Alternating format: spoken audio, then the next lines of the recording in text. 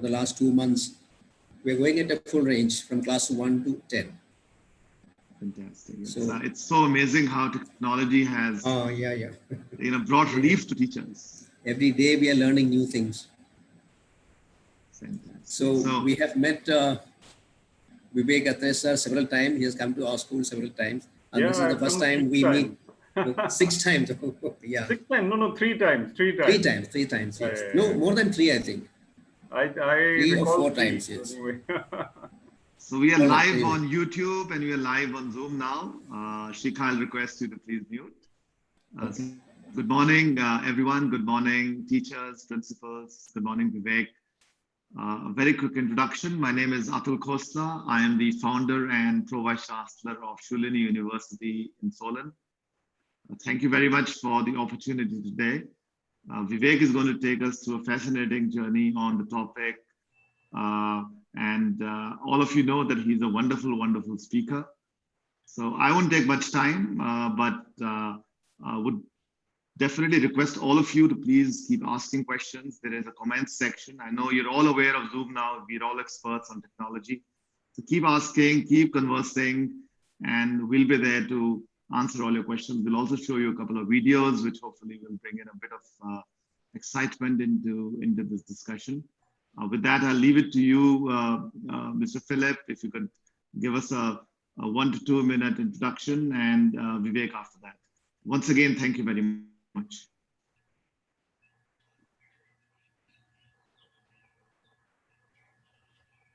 We can't hear you. You're on mute, Mr. Philip. You need to unmute yourself. Yeah, fine. Thank you, Mr. Khosla, for providing us this time. Now, because of the lockdown, we are all confined to our own homes. We cannot even go out. But still, we are continuing our classrooms. Classes, I mean, most of the children, 80 to 90% children every day attend the classes, and they, just like they are in the school. Only thing, we have no face-to-face contact. Otherwise, we are regularly in touch with them. We ask their welfare. So it's continuing. And today, we have another fortunate moment. Thank you, Mr. Vivek Atray. You have been talking. Yes, you have been a great inspirational speaker. And this is the 4th time I said you are meeting our teachers, and welcome. And you don't need a special introduction to our teachers. So I hope all the teachers are there listening to him. Now, Mr. Vivek Atray will be talking on the human aspects when we are into the technology side, when we are talking about artificial intelligence. Where does the humanness go? So let's hear from Atray sir, what he has in store, how we go together with this. Imagine an age, a day, only with artificial intelligence. Everyone is robot around us. I cannot imagine that time. Okay, the science has come, science will remain, and we have to cope with artificial intelligence, and it is still we are using a lot of artificial intelligence in our life. Only thing we don't know that it is the same thing. And the use of artificial intelligence and machine learning and so on will increase in our life. But one thing, we cannot lose our humane touch. Okay, sir. Vivek, sir, please. Thank you very much, Mr. Philip. It's always a pleasure to talk to you, meet you, and I enjoy my visits to your school. It's a beautiful school and very vibrant campus atmosphere, and also meeting Mr. Sebi John and you and your colleagues. And students are also very bright. I remember interacting with them. I'm sure the campus will get back to normal life shortly in a few weeks. And it's a pleasure to be speaking on Shulini's platforms. Shulini University is such a beautiful place to go to, and great people to work with. It's a pleasure for me to be a visiting professor and advisor with Shulini. And Atul Khosla, thank you for the welcome and introduction. As always, Shikha, thank you for coordinating this. And it's good to see so many teachers there. I see a large number signed in already. And I remember my interactions with you. You know me. So I don't need to introduce myself. I would go straight to the topic. So the topic is retaining the human element in an era of artificial intelligence. And it is one of my favorite topics. I have spoken to you about emotional intelligence in the past. I've spoken to you on people skills. The thing we're talking about today is slightly different, but slightly the same as well. So, what are we looking forward to once the lockdown ends? We are looking forward to meeting people.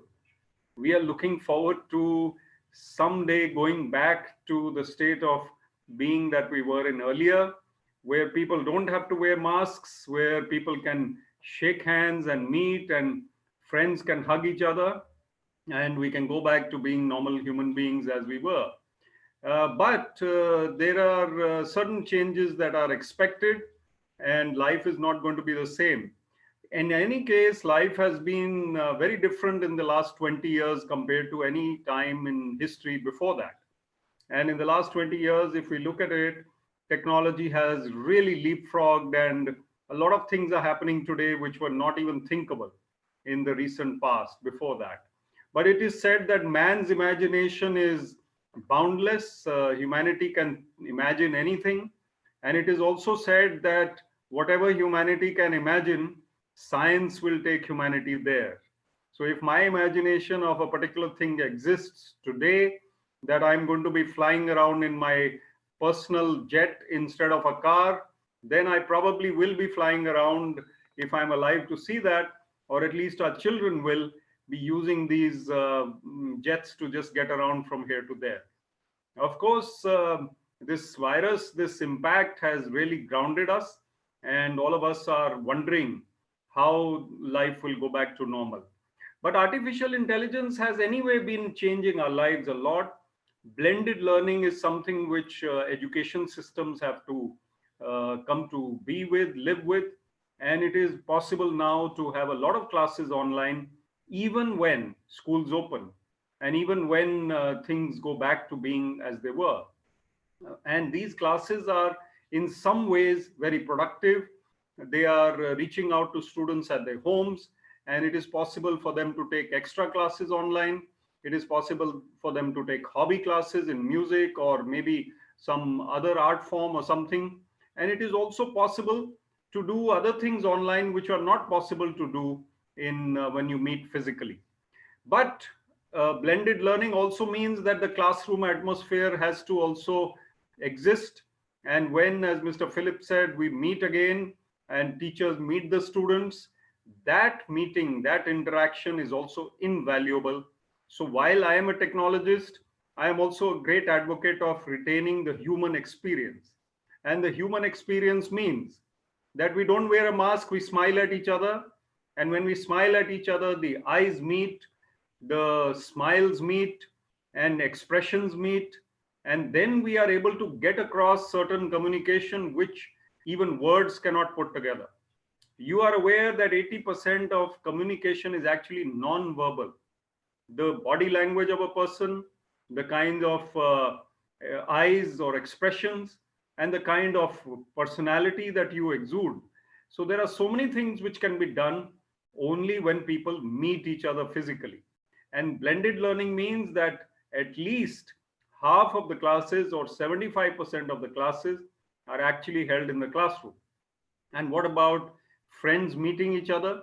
When we were growing up, we did not have any inhibitions about meeting friends because of any social distancing requirements, or technology had not come in. So we did not have smartphones to distract us. We would spend quality time with our friends, actually talking, actually learning, sharing. And growing up, we were like that. You know it. And you would have had friends who were sounding boards, who shared your emotions and fears and worries and happiness, and you still have those friends. It is often possible not to meet them, but you still share. But growing up with children in the same human environment is very important for kids, and they will then learn more and absolutely be more receptive to what they are learning. So technology is unidimensional in that sense. It does not give emotional intelligence experiences. It does not give exchanges like human beings can have over a cup of coffee, or have in a classroom, or have, let's say, a child is summoned to the principal's office and Mr. Philip is sitting there, and a child who has done something wrong has gone to his office. That experience is not going to be a virtual experience. It has to be that boy walking in with some trepidation into that office, and the principal sitting there with his aura. We remember doing that. And not that I was a naughty boy, but I was in the principal's office once or twice. And it was something to be, I mean, experienced. And I also remember, and I have told this story to a few audiences, that I had somebody called Brother Murray teaching me English in St. John's High School, Chandigarh.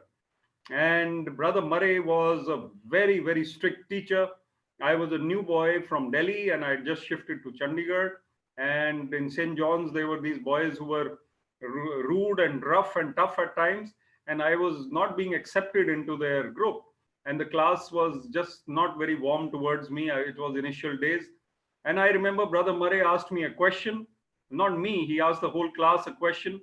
He said, this. He was teaching English. He says, is in the, and it begins with an O. The next word begins with an O. So I said, sir, in the offing. So he said, good boy. When I said in the offing, he said, good boy.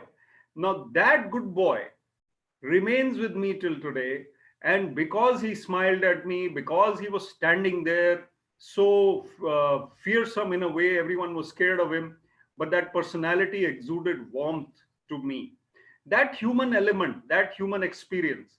Actually, the boys then started looking at me in new light, and they realized that this guy is, whatever he is bright. And therefore, I was able to gel with them as well. So that human element going forward has to be retained. What do we need to do to retain these human elements? And once this lockdown and all is over, we will go back to using technology as well as the human experience. But we need to make sure that human beings, that is children and students, are not wedded to technology so much and social media so much that they forget to talk to people. So one of the things that is suffering today is conversation. Conversation of a two-way kind, looking at each other, talking to each other, listening to each other. Listening skills are suffering. And in the artificial intelligence era, we are not really, our span of attention is not very long. It's not very strong. So what happens, even if the computer is buffering or the phone is not going to the next screen, we are impatient. And kids are especially impatient when they're growing up. They don't understand the need to wait. So patience is a virtue which also is going out of the window. And we need to instruct and inspire these children who are growing up to be patient at times. Things cannot always happen at the drop of a hat or at the click of a button. There were times, as you know, when we were growing up, when we would wait and wait and wait. You are waiting for somebody to pick you up at a railway station. It takes time. Here you are, okay, I'm standing over here. My mobile tells me that this person is standing there. My Uber is ready. So these are the things that have changed. And it is very, very important for us to retain that human element in these kids. Otherwise, they will become semi-automatons. You know that artificial intelligence is leading to a stage where our clothes will be adaptable to winters and summers.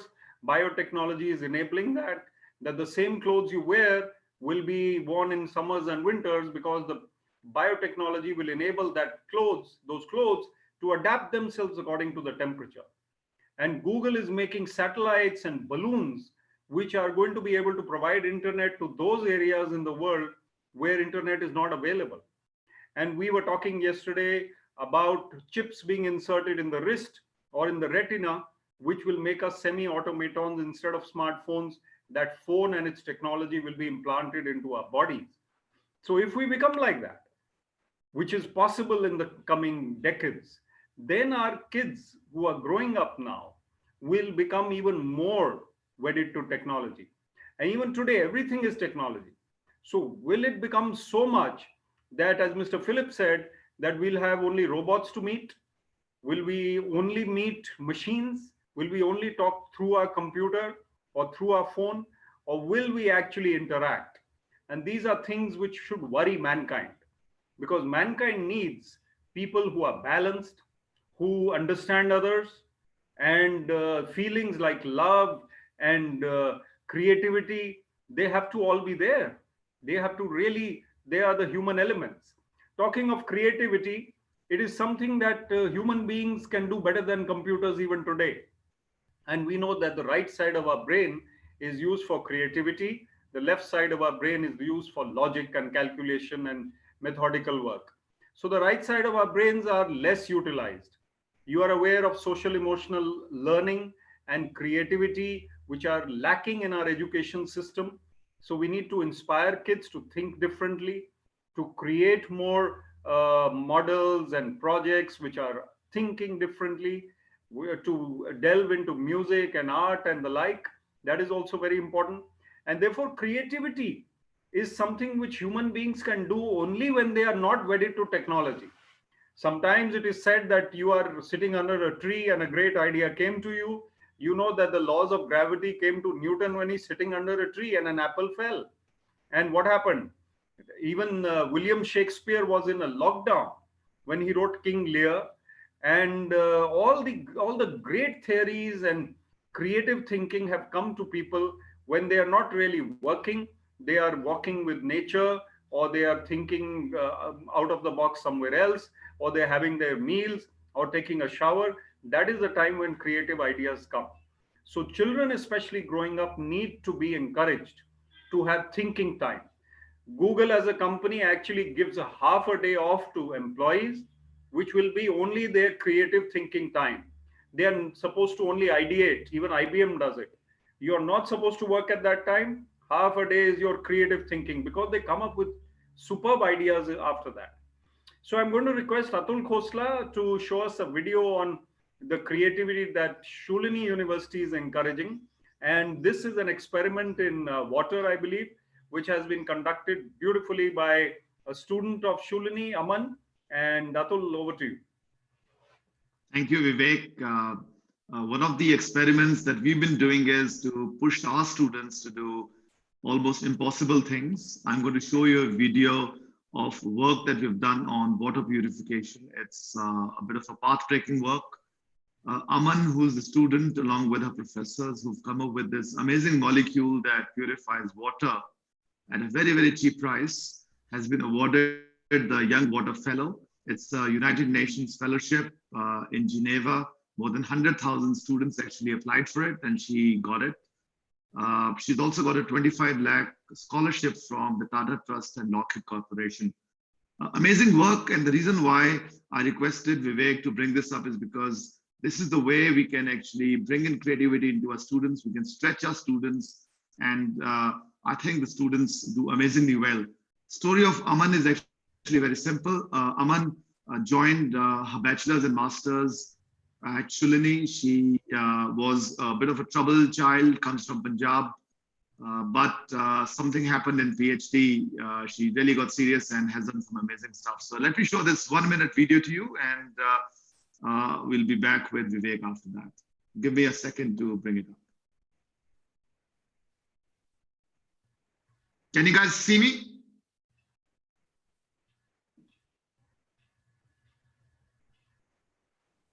Sound is missing in the video here.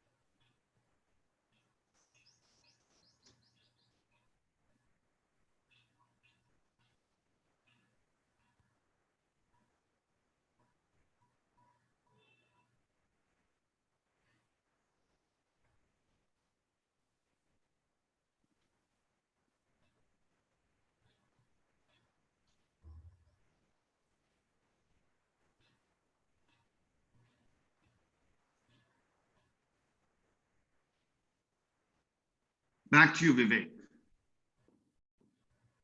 Thank you very much, Atul. It's very inspiring to learn about Aman and how she was not a very cooperative child while growing up, as you told us, and how she could become so outstanding. So, teachers and principal and others who are listening, you come across various kinds of students, and as you know, some of them are difficult, some of them are probably very intelligent but not hardworking, and some of them are so much into social media that they don't think of anything else. So, these different personalities need to be tackled with understanding, and I'm sure you are able to do that. But sometimes there are people who are not able to gel with the crowd, and they are a little different, so we need to recognize those students. And sometimes they have a great acumen for something like fine art or singing or sports, so we need to understand such children, and I'm sure your school is taking care of such children who are not maybe great at studies, but they have so much talent otherwise. But let me talk about you for a minute, teachers who are listening in. You are also going through a lot of stress. Obviously, everyone is, with the virus and the scare, and you are locked down, and you're wondering what will happen in future. And your own social media tells you lots of kinds of things which are negative at times. So my little bit of advice to everyone in this session is that perhaps it is better to take out time for ourselves and distance ourselves from technology for a while, television and phone, as much time as you can. And this is a great time to do it when you can sit alone, read a book and not be bothered. Maybe the children are around, it's okay, they come and go or whatever, but they can definitely let you be for a while when you're listening to music, when you're reading your favorite book, when you are just calm and quiet, when you're breathing in fresh air, maybe just outside your house where you're allowed, and maybe you are, in a way, just spending quality time de-stressing. It is very, very important to do that every day. Let the mind be calm and let the mind be unruffled and undisturbed. It is very, very important to develop that quality within. And as we discussed earlier, it is very important to retain that when you go through the grind, when you are into the system, when you are in back to school, when so many things are happening at the same time, and multidimensional activities are anyway a part of life. So we have to really, really try to spend quality time without artificial intelligence at that time bothering us, without telephones or television bothering us. And another tip that I'll give you before I switch to something else is that before sleeping, do not listen to the news. Do not listen to any virus updates just before sleeping. It is very important to switch off all these things half an hour or 45 minutes before you sleep and read something spiritual, read something positive, or what I do, and a lot of people may be doing similar things. I actually watch a comedy before sleeping at times. So I switch on something which is like Laurel and Hardy or old time comedy, or even Kapil Sharma will do. It is fine to laugh a little and to be spiritual before sleeping. That will give you peace of mind. It will give you inner peace.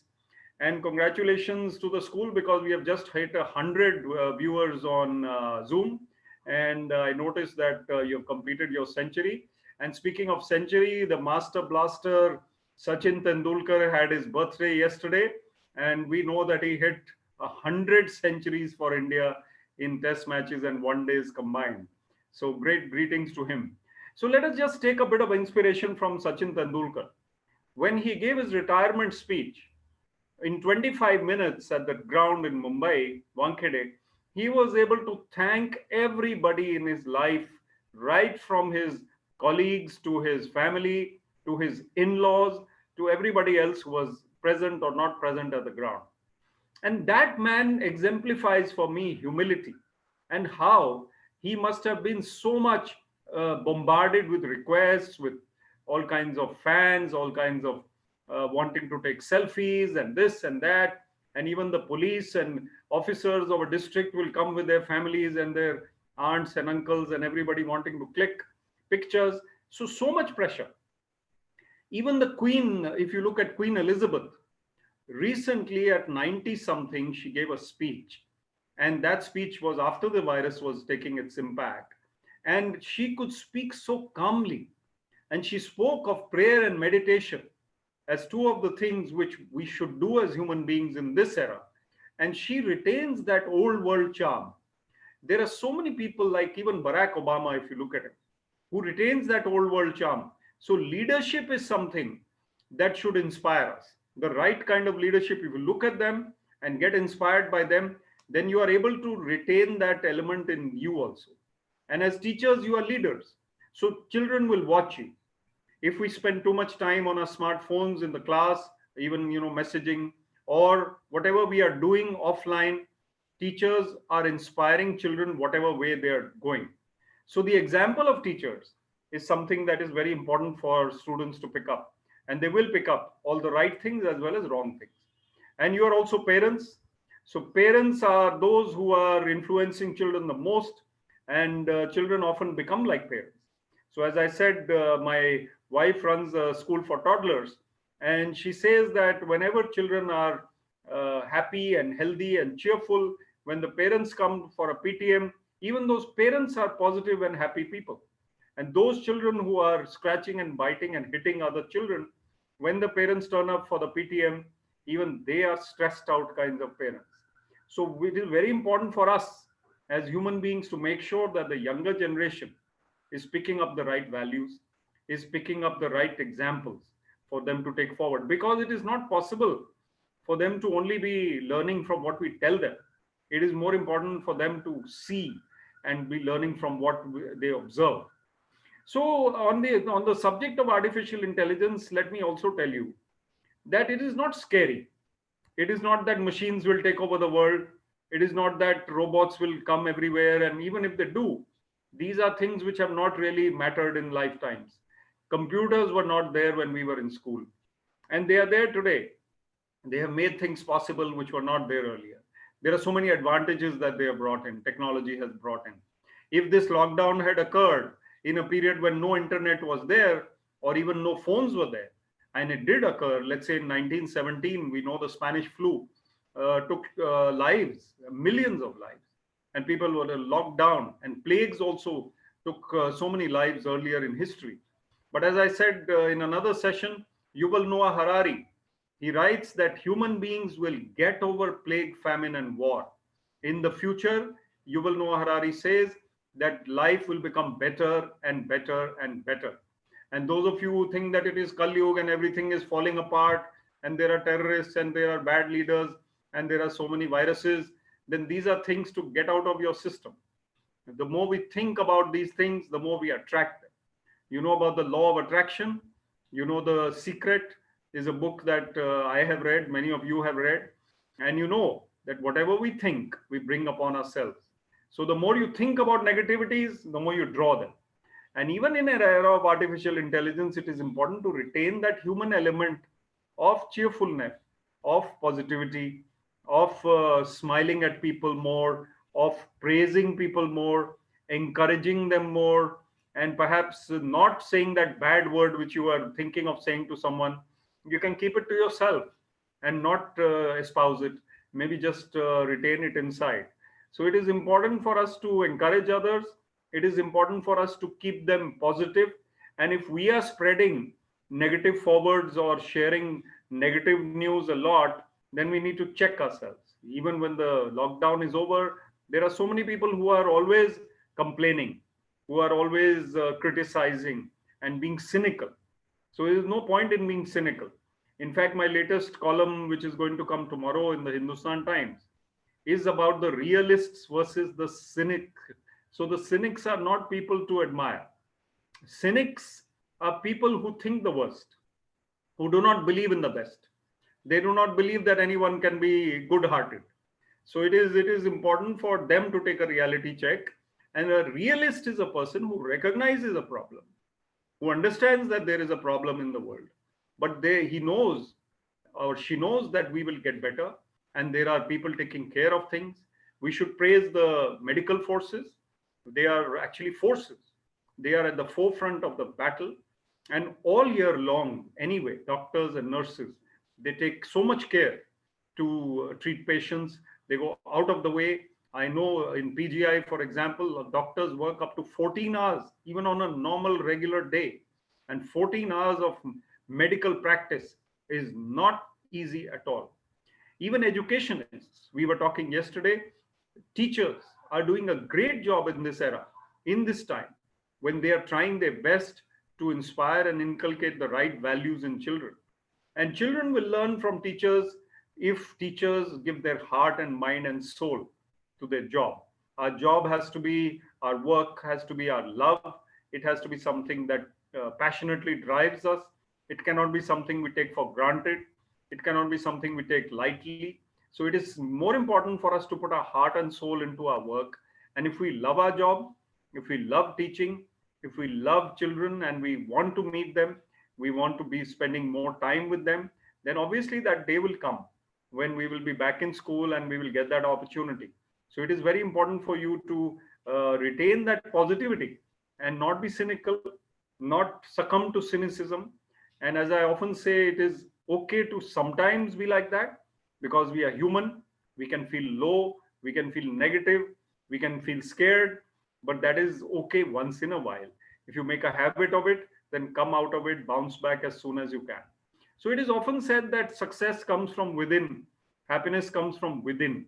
And we really need to make sure that we have the right temperament within. And as I'm coming to the end of my talk, I must tell you about my book. Last time when I came to your school, it was not published, but now it has been published. And this is the book. It's called Finding Success Within. It has been published just last month. And just before the lockdown, we had a book launch. And this book has 52 life skills for young Indians. It's called Finding Success Within, 52 life skills for young Indians. And even not so young Indians can also read it and share their experiences with others. I have received good reviews. I'm very proud that people are taking it happily and positively. It is available on Kindle as well as through Amazon when delivery starts. So please read it and share it with the children, Finding Success Within. So it's good to be here, and I'm going to come to your school whenever lockdown ends and whenever time permits and whenever conditions are conducive. And I'm sure that you would like to come to Shulini University one day, where research is the main platform which is emphasized and research is focused upon. I think children of your school would do very well to be into creativity and perhaps one day study at Shulini and delve into research. So over to you, Mr. Philip, to say a few remarks and maybe ask a question also. I have a small video before that, Vivek, if you allow me. Right. So, you know, we all are in the business of inspiring young minds. And I think that is really the passion of all of us at Shulini. So we made a small video on that. I thought I would share that with you people. Hopefully this time the sound will work.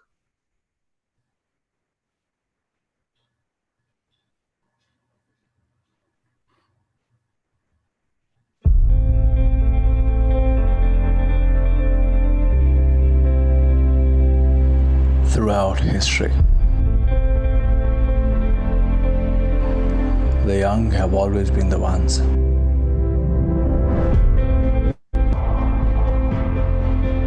to shape the future.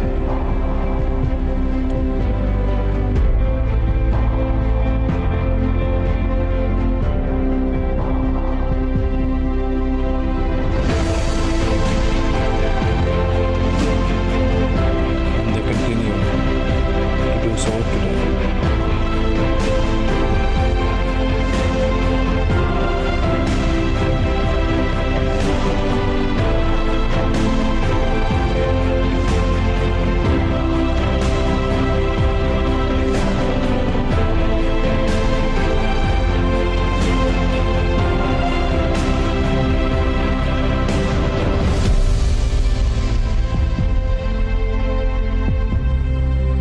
You are the country's biggest asset, our best bet to conquer the future.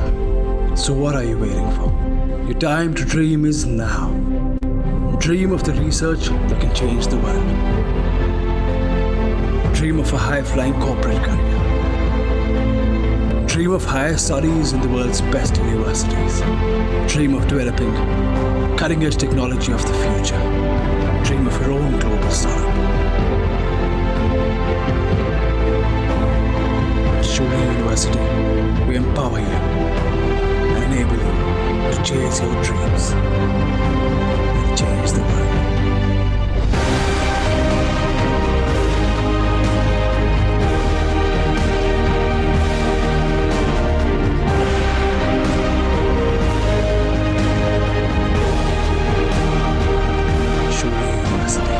Think learning, think success. Thank you. Before I hand it over to Mr. Philip, I just had 2 points to say, Vivek. I think the teachers of India are doing an amazing job. When I go and speak to schools and I go and speak to universities or colleges, and this is not just in big cities, but this is even in smaller towns, everyone is online. The children are learning. The children are kept busy. And I think that's an amazing, amazing thing. It's a revolution that has happened. Unfortunately, I don't think the media has picked it up as yet. I don't think the media has actually picked up the amazing revolution that has happened with the amazing Corona warriors, which are called teachers. So I think with that remark, I'll hand it over to you and Mr. Philip to close the day with lots of questions that our team might have. I have a couple of questions for you, but I'll first request Mr. Philip to come online and ask a few questions if he has or his remarks. And then I have a couple of questions before we call it a day. Yes, Mr. Philip. Thank you. I think our teachers have lots of questions. Yes, teachers, one by one, please come up.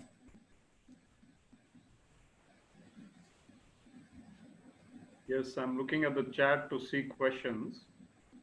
So till they, I think, write it and articulate it, I have one question for you, Vivek, and it's a little bit about the times today. And this question all my teachers ask me, especially the ladies. So they are mothers, they're sisters, they're also parents, and they also have to teach, and teaching is on. So many of them are crumbling under stress. They are being pulled in all different directions. So what's your suggestion to them? How do they cope up with this? I think it's a great question, and it's a challenge facing all of us, but especially the ladies who have to be more multidimensional. They are looking after homes as well as work and children. And it is often said in Haryana, where I'm from originally, that the men, all they do is sit on the charpai and discuss politics and smoke hookahs. And the women work in the fields, they work in the kitchens, they look after the children. The men hardly work. So kudos to the ladies. I think it is a matter of time management and prioritization. So you really have to make your lives easier by cutting down those things which are taking too much time from your day, and prioritize those things which really matter. So often we are spending a lot of time zabardasti doing something which is not really required, and it is something which is perhaps we can cut down. It may be a phone call with a sister-in-law, which takes about 40 minutes, or normally sisters take about 1 hour. So it could be someone you like talking to, or you like gossiping with, perhaps that can be cut down. But I know that it is a tough time to balance everything. That jokes apart. I mean, all you need to do probably is prioritize, give more time to things that matter, and less times to things that don't matter. So Priyanka has a question. She's asking, do you believe the unabated progress of artificial intelligence, will it be destructive to humanity? What's your take on this, Vivek? Yeah, so artificial intelligence and technology is here to stay. We will not be able to stop it. And it is to be balanced out by humanity. So global leadership has to make sure that technology is not one-sided. It takes care of environment, takes care of humanity. And if it is destructive to humanity, then it has to be stemmed and checked. So if we have anything which is causing, let's say, chemicals to be emitted, or something which is destroying forests or even destroying human beings, then their leadership needs to stem in. So I think technology is here to stay. We can't stop it. We can't change it. But it needs to be balanced out with human elements. I believe a lot of questions are coming. Let's go to the next one. Yeah, Ritu is asking how to increase the concentration of students, especially when teaching online. That's a very important question because the online method is more prevalent. As I said, blended learning is here to stay. It is possible to do so by keeping on naming them in the session. So I have noticed that in a session, if somebody is getting distracted, just name that person and say, okay, Monica, so what is your thinking about this topic? So asking more questions of them will make them alert, and when they realize that ma'am can ask anyone anything, that is one thing. The other could be that you have to talk to them offline or in the beginning of the class that, see, children, this is the new way of learning. You have to concentrate similar to what we do in the class. And I have noticed even my daughter is taking some classes for youngsters these days, Priha, and she's enjoying it. So she luckily has only 10 in her audience. But it is important to have one-to-one conversations. I can see questions, Atul. I'll just add one Yeah, thing over sure, here, sure. Vivek. We've been doing a lot of work on online education. We actually started it 4 or 5 years ago. So what's important for everyone to understand is that the human mind, apart from in a situation of entertainment or a movie, finds it extremely difficult to absorb content for more than 10 to 15 to 20 minutes. So the pedagogy and the way to teach online also has to evolve, which means, as an example, at Shulini, we don't do 1 to 1.5 hour lectures anymore. We do 25-minute lectures. And post that, we'll do a small quiz or we'll get into a smaller group and do engagement. So yes, your question is right, Ritu. How do you engage students? But you'll have to also rethink the way you've taught in the offline world. Two different worlds out there. So it's an opportunity for you to become a great actor. It's an opportunity for you to do probably experiment with things that you always wanted to. So that will be my 2 cents. Absolutely, Atul. Absolutely. We have to adapt and change our ways. And Indu ma'am is asking how to take out negativity from the children's minds. Negativity and worry and fear are a part of a child's growth, and a child will definitely feel these at times. But to feel that all the time is what we need to combat. So we need to tell these children that life is a bigger picture. It will be fine. Don't stress yourself out, and you will perform better if you don't think of negativity. You think of success. Think of you will be achieving your goals. And if one job doesn't come or one admission in a particular college doesn't come, you'll get another one. There are a lot of opportunities. So just try and instill that motivation in them. Ruchika ma'am is asking, how can we retain the human element in the field of education? So as we've been talking, blended learning, and in the classroom, whenever you get these children in front of you and they are there, then make them feel the impact of your personality. Walk through the class, come closer to the kids, talk to them personally, and ask them if they have any fears or worries.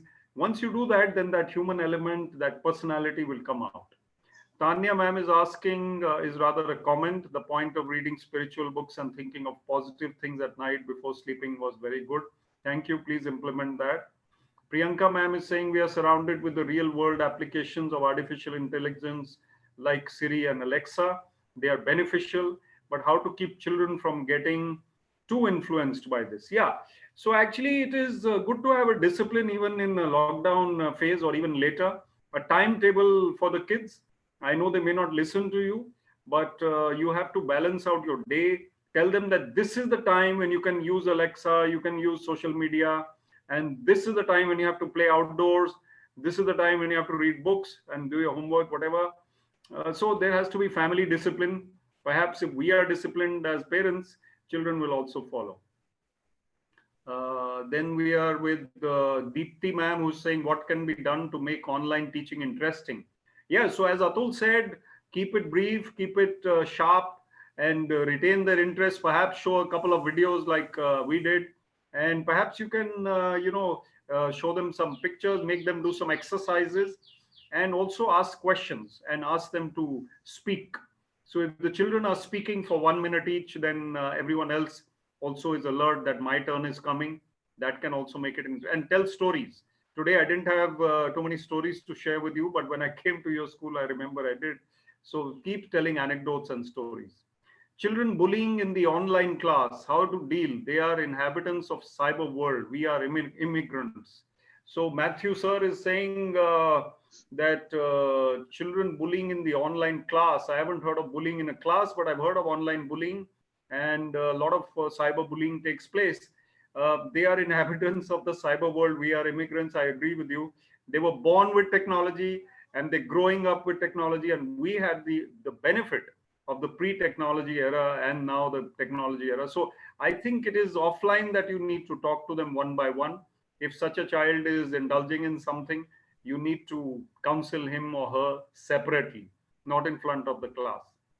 Simran ma'am is saying, how can we learn about the psychological perspective of a particular child? Now, that is something beyond my limitations, but I can definitely say that when you talk to a child separately for 5 minutes, you will understand the child very quickly as a teacher. It is easy to understand how a child reacts to various questions or points. So once you make an assessment, you can make a note in your diary that this child is looks a little timid, looks a little shy, needs to be encouraged. So if the child is worried, for example, or is too much aggressive, then you need to make a note. So one by one, you can find out. Rubia ma'am says, thanks for everything. And Anita ma'am says, how to make children punctual for class. I think she wants to know about online classes because school obviously shuts the gate when the child is late. So in online classes, you have to perhaps have incentives and disincentives for children who are late. If they're late, you mark them absent after 5 minutes. That's the only way that you can do it. Then Ritu ma'am is saying, you said that chips can be implanted in the human body, then don't you think they would be more of a robot and less human? Is it possible? See, wherever imagination goes, technology is bound to go, and I am quite sure that chips will be implanted in our body. I don't want to scare anybody, but this phone is a burden to carry. If it is inside your wrist, then it is easier to manage, and technologists are already working at it. Driverless cars are here to stay. So there are so many things we don't need to be scared of them. If you retain your heart, your mind, your soul, these are all human things, so you will remain a human being. And then last couple of questions, Ritu ma'am, yeah, that's done.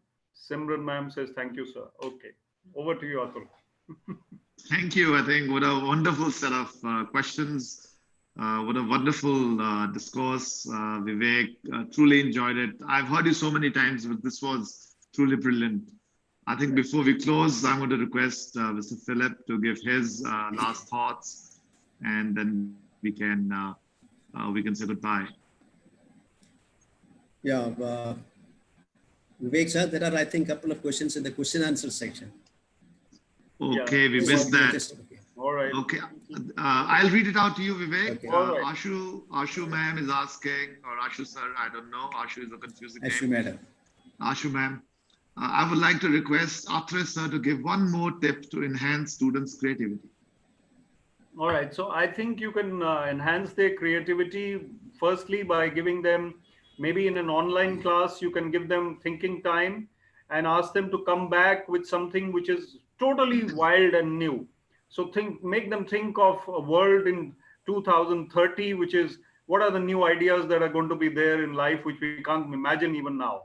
And another way is probably to give them one task or skill like music, art, or photography or writing, and come back with a project or some pictures or some poetry. So give them one assignment each on any creative field. And there are some Ashu ma'am, I'll give one small tip over here. The web is an amazing place. Your internet is an amazing place. Give them assignments to stretch them. I'll give a small example over here. For science students, for example, ask them a question, tell us the distance between the sun and earth, and ask them to come with a calculation of that. And they can actually do that by studying it over the web and come back and present it to you. So, and this is actually a PhD problem. It's not a school problem, but they can now solve a PhD problem sitting in their homes. So I would say stretching the student will be one way in terms of pushing them towards more creativity, because then the mind will start thinking and they'll do way better than what they've done in the past. Absolutely. Ruchika ma'am says she saw a series called Leela where they have the chip already in their arm. So that's great to know. Ashu ma'am also says that how can we refrain students from indulging in social media? So basically, parents have to discipline them, and outdoor sports is one way to do that, because children who play 1 hour outside, once the lockdown is over, they will tire themselves out and sleep on time. I often say this, that children who don't exercise physically, they remain awake till 3 a.m., 4 a.m., and that is the bad part. Sonia ma'am says, good to listen to you. How can we reduce fear from the students' mind when they're coming back to school? Yeah, it's a very important point that when children come back to school after this lockdown, they will be scared, parents will be scared, and in fact, the whole of humanity will be a little worried. So basically, follow the rules of washing hands, of carrying sanitizers, wearing masks, and social distancing will not be possible in a school. I'm quite convinced. You cannot refrain from having an assembly or something, some sports. And even in a class of 40 kids, how can you distance them? So let them come back with full confidence that we have followed all the procedures required, and the whole of the world is coming back. So don't worry. And thank you for all the compliments. I think they all go to Shulini for organizing this beautiful session. Lots of thank yous, and it's always good to meet your teachers, Mr. Philip. I remember my interactions with them, and I think some of them are connected on LinkedIn with me also. It's good to be connected on LinkedIn because it's a platform which helps you to grow and learn as well. So please be on LinkedIn if you're not. Thank you, Mr. Vivek. See, this 45 minutes, it was a wonderful, fascinating time for me. And I don't believe all the teachers. Otherwise, while sitting in my house, I can only hear the police sirens, the scary sirens and the frightening silence around it. So thank you very much for taking us to a different world where we are really learning and thinking about tomorrow and giving us an idea that today is not tomorrow. Tomorrow we have a bright future. So we have got a lot of positive thinking into us. Vivek Atray, thank you very much. And Mr. Atul Kosla, I appreciate you sitting in that very hilly area in Himachal Pradesh. When I came, I've told you, I liked the surrounding very well. I hope you have no coronas there. Fine. So from there, you are coming to Rajpura and to enlighten our teachers with your ideas. Thank you very much. And looking forward to meeting you again, Vivek sir and Kosala, in collaboration with this. So thank you once again. And the others, Anurag Avasti and Shika madam. Shika madam always been with the school, and she does a lot of behind the screen work. And today also she is doing a lot of work in behind, and I cannot see her face now. So thank you, madam.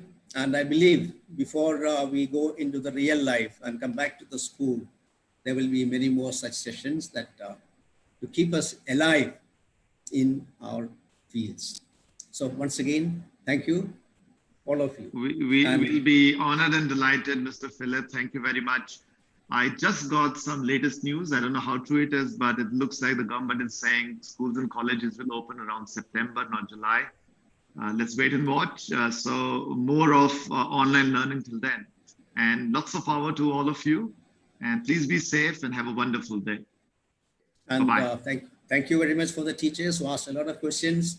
And I think for the lack of time, many had not come out with questions.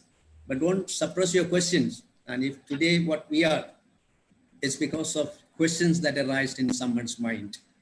So keep asking questions. If not today, we'll have some other platform, some other occasion to solve this problem. Yeah. So God bless you all. Thank you. Thank you, Atul. Thank you, Mr. Philip. Thank you, teachers.